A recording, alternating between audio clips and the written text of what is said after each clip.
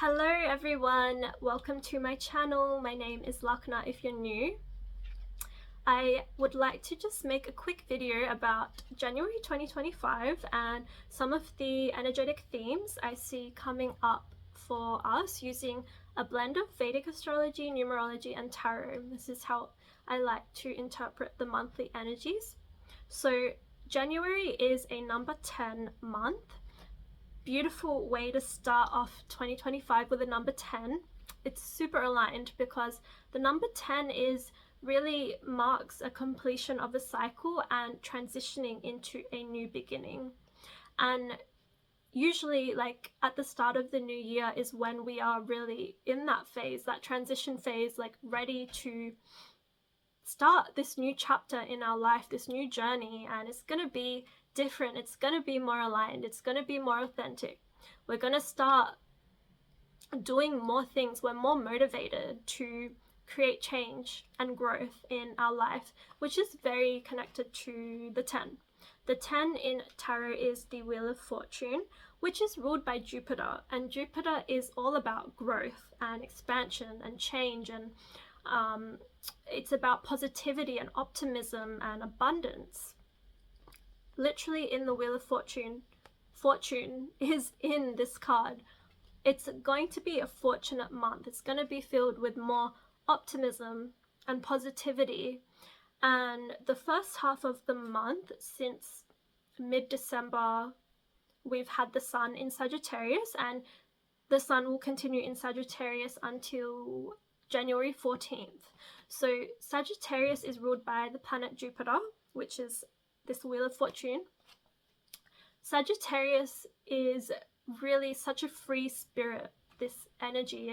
It's calling us to get out of our comfort zone, to try new things, maybe to learn a new skill, maybe to travel, to take a trip somewhere, to explore, to have more fun, to be more social, to just feel more free with our time and with our life, like to, you know, just get out and try new things and yeah, just have fun. So the first half of the month is very beautiful in that way.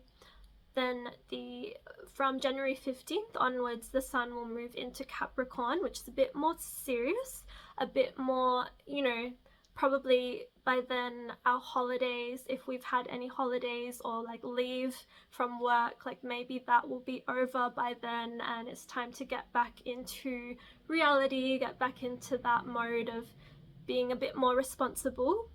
But that's okay because this month is, the overarching theme is this Wheel of Fortune. And it's a very fun card. It's a very optimistic and abundant card, that we will have this sense of like the world is our oyster and really we can do whatever we want to do with our time, with our life. Like we create our realities and we get to decide how we want to live it.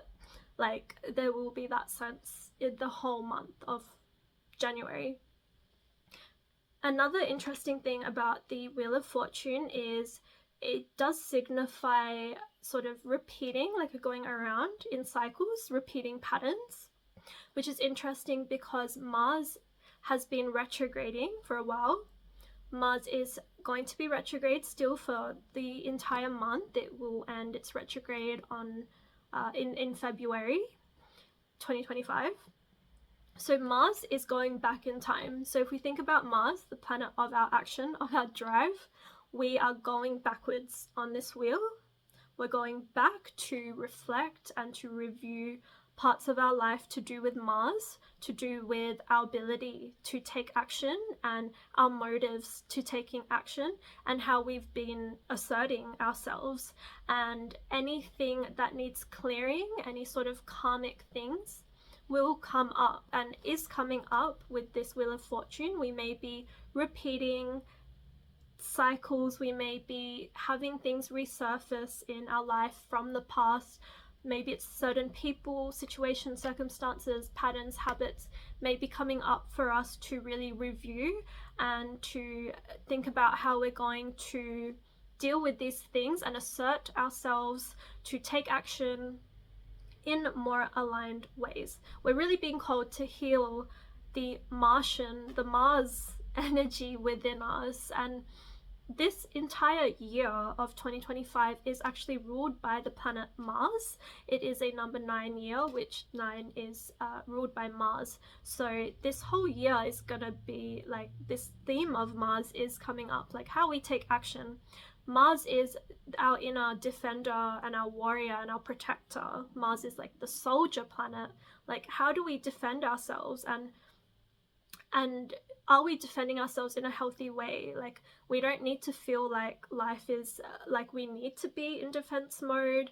We don't need to be like a victim to our life, like where we have to be like defensive and ready to attack, like that.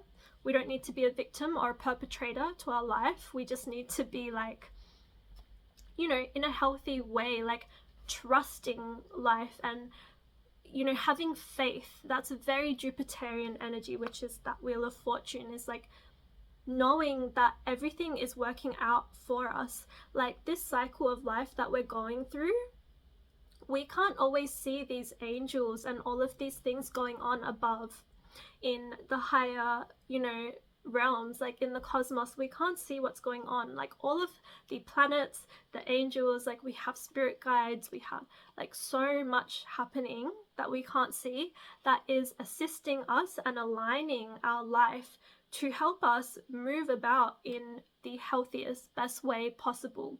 Well, actually, we are the ones that block ourselves from that, and we create barriers, we create limitations on our path. But we are being called to develop more and more of that trust in knowing that the limitations and barriers that we do have to face, like these are, everything that's happening is happening for our highest good, to help us trust even more, to have more faith in life, to let go of the fears and the doubts and the worries that we have. We're being called to be more courageous and to be more trusting. That's very Jupiterian, that's very Wheel of Fortune, so that we can go through this wheel and we can go around and there's not going to be any blocks holding us back. Like, yes, the planet Mars is going backwards, and that is very aligned. Sometimes we have to take like 2, maybe even 10 steps back, and in order for us to be able to move forward in a more aligned way, and we'll be able to move forward even faster than we ever have before. Mars doesn't go retrograde common, like it's not common for Mars to go retrograde. Mercury goes retrograde so many times in a year. Mars, I believe, only goes retrograde every 2 years. So this is kind of a bit more special. Like, we need to make the most of this energy and to be grateful for it, to be appreciative of this time that we are being given to go back to heal past wounds, to do with our Mars, to do with how we assert ourselves and take action. And then we'll be able to realign and, you know, restructure our lives in a more like really authentic, aligned way. Stay tuned. I will make some separate videos about the upcoming new moon and full moon for January 2025. But other than that, I hope that you all have such a beautiful start to your new year.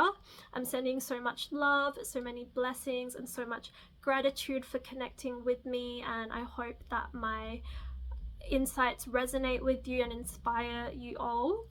And please let me know down in the comments, like, what kind of new Sagittarian, Jupiterian things are you planning to do in 2025? Are you gonna learn a new skill? Are you gonna try something new? Are you gonna travel? Are you gonna do something, add something into your routine that is gonna help you grow and get out of your comfort zone and to expand your life in any way? I'd love to hear what your plans are. And other than that, I will see you all in my next video. Bye everyone.